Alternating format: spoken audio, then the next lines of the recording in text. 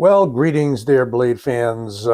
Few less videos these days, but I figure I'd put together probably my last best of or favorites of 2023 because I've got some medium to large, and large is going to be, believe me, large today. And you probably saw the video recently on the one I'm going to show you last, because I'm going to build up in terms of size.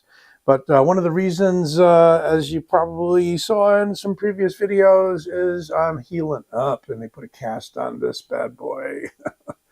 Got a nice big deep incision in the thumb in the middle of the forearm. They harvested a tendon and put it underneath the thumb and reworked some stuff. And long story short, in about another couple weeks, I should be doing some exercises with it and rehab and getting it back to where I can thumb flick open a folder. Yay!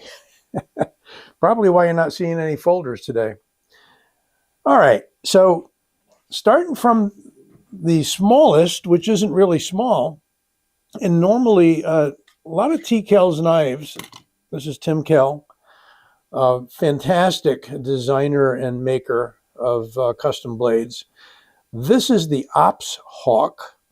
Now this is a considerably larger knife, longer than his Nighthawk and some of the ones you may be used to in the 3.5-inch range, because I believe, and I've got individual reviews on these, as I always say. This is just a collection review. 4 3/4-inch blade on this guy. And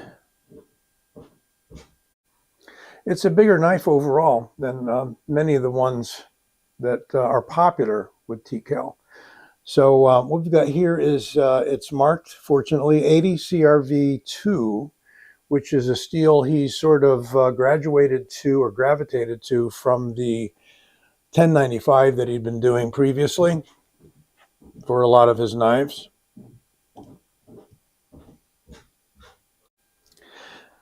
And still the nickel boron coating, slippery as all get out, and a nice bevel. I think he's coming in around 20 degrees here, although I haven't measured it.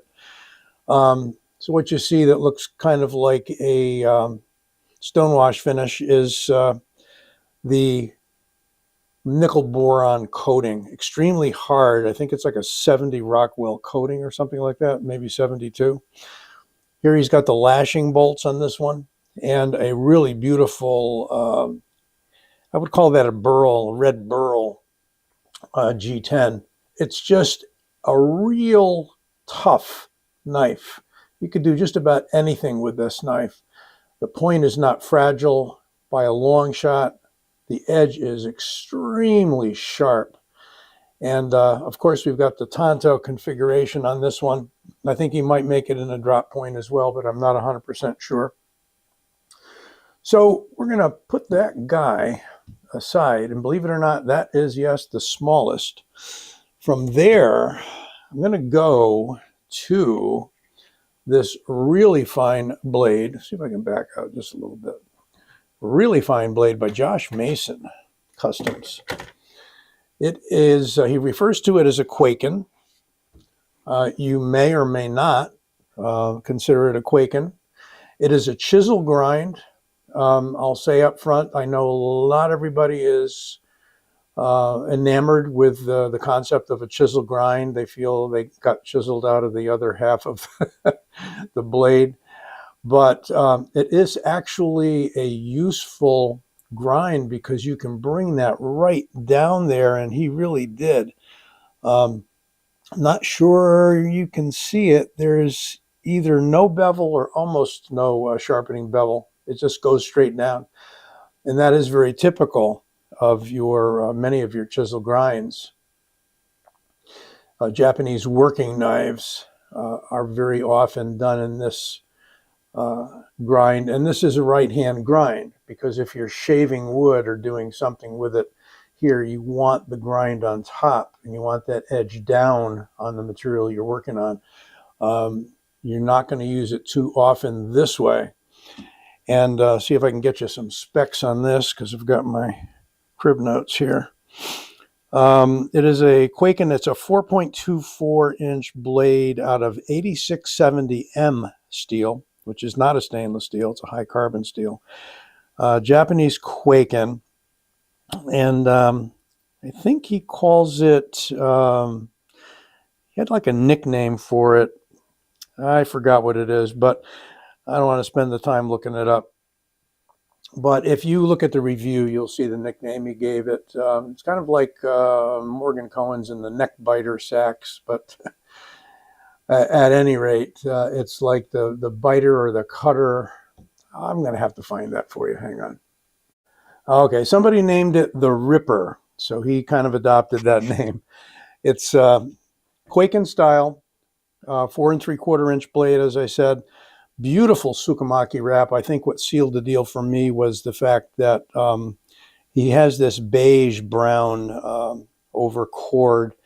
No, there's no ray skin on this guy. There's just the black cord for a guard, if you will, and the black cord underneath where you'd normally see traditionally ray skin. But look at the knot, the beautiful job that he does finishing it off on the pommel. It just gives you an incredible grip. You almost don't need the guard. But of course you could palm it, which is what James William does with his Japanese style tanto length knives and Quakens and so forth. So that is one of really only 2 Josh Mason knives that I have. And we're going to see if we can arrange these so there's room for everybody. As I say, we're working our way up. So what we've got here is a beauty by Dirk Pinkerton Customs. This is out of MagnaCut, and this was already done. I did not order this custom from him. He had it ready to sell on the bench. But this is fashioned after his Smilodon. I keep saying Smilodon. I'm supposed to say Smilodon. His Smilodon series of Pikal knives, and meant to be held edge in, point down, with a very minimalist handle, just enough to cap your thumb over. I'm not so sure I'm a huge fan of the short handles, but it is kind of a thing with a lot of Pikal stylists, that they don't want anything extra sticking out that anybody can lock onto. So for me, with my medium wide hands, it is just the width of my 4 fingers, and I can place my thumb there. You can definitely drive this in and rip, and it is much longer than you typically see on a Pikal knife. This is a 5-inch blade, so that's way up there from your usual 2.5 to 3 to 3.5-inch Pikal blades. Really nice stock, and your typical fantastic hand grinding work by Dirk. And this one in a satin finish. Look at that beautiful belt satin, and the longitudinal belt satin going in the other direction. And the contoured 2-color gray and black, light gray and black G10. You can see the layers right there. And he started out, as I say, with a pretty thick stock. And his MagnaCut, I think, is at least 61, 62, he was saying. So it ain't soft. And this knife, for its intended purpose, which is tactical in combat, is definitely going to do the job. But all of these came in 2023, and that's why I'm presenting them to you. I acquired them. In a few cases, they were gifted, but to the channel for review. I believe that was the case with the Kell. The others are all my purchases, in case you needed to know. So I don't favor one person over the other. If they provide a knife for review, I review it. I let them know what I think. Now we're moving into Morgan Cohen's territory. And that would be Cohen's Craft out of Ontario, Canada. Look at this guy called the Roughneck. And this Roughneck, I do have to refer to my notes, is from, what steel is it? This Roughneck is from, gee, I just had it in front of me too. Not a common steel to me. It is from 52-100 carbon steel. So with the exception of the Magna Cut on the Pinkerton, and by the way, it is Magna Cut. He puts Magna Cut under the scales because he was having trouble with his etching template for the Magna Cut for some reason. So it didn't look too pretty on the blade, but if you take the handles off, it's definitely there, and it definitely is Magna Cut. So 52-100 high carbon steel with both a stonewash and a black carbide finish on this bad boy, with some nice detailed, call it jimping, really kind of like a rock pattern, just on the very edge there. He said this is not a typical sort of knife for him to make. And but that was about a year ago, a little less than a year ago. And perhaps by now he is making more like this. We have a very rugged canvas micarta that is a kind of a really nice woody brown. You could almost mistake it for wood. Scales removed with those screws, very thick stock. And this guy is a, I think, 7-inch blade. Let's see. Oh yeah, it's every bit of 7, and the cutting edge is 6 1/4 because we've got a very usable choil. And you can spine whack this guy, by the way, all day long, and it ain't going to fold. These are the ones to spine whack, guys. These are the ones that ain't going to fold, for sure. Now, you'll notice no sheath with this one. Have not yet had a sheath made. And Morgan sells all of his customs without sheaths, and he doesn't claim to be a sheath maker. So I've had some excellent ones made out of both leather and Kydex. You can see that video on those sheaths on the channel here as well. Guster Leather in Ohio and Black Bear Custom Kydex in Maine are two excellent sources. But here we've got just a clip point, almost a Bowie-ish kind of thing, but not really. That line, that point, perfectly on line, big blade, not that light, got a lot of heft to it. And he calls it a roughneck, and I would say that is very apropos. It is a tough, tough knife.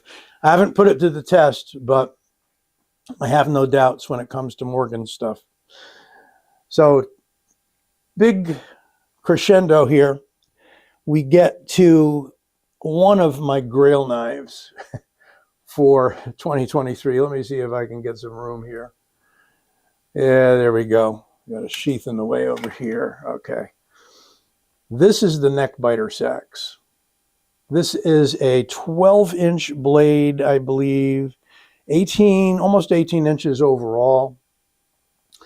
And look at that compound grind. And it does say Neckbreaker in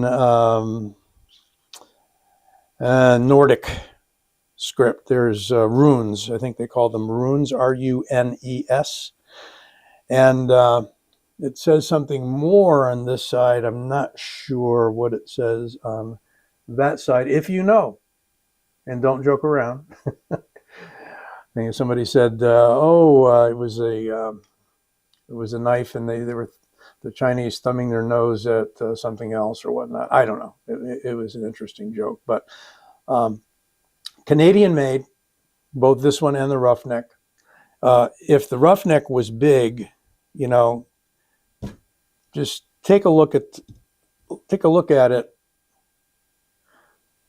alongside the Neckbreaker. The whole knife is as long as the blade on the Neckbreaker Sax. He uses the handle material here is Richlite that has been stained and then sort of antiqued brass handle screws. We have a very awesome pommel with a V grind on it and kind of a point. up there. Hole for a lanyard, probably need a lanyard. If you're swinging this, you can kind of use this like a machete. It definitely has that dead weight for sure. So that's my lineup of mid to large size, call it, customs, favorites for 2023. And I think we might be able to get everybody in the picture here. Look at that. A little bit more.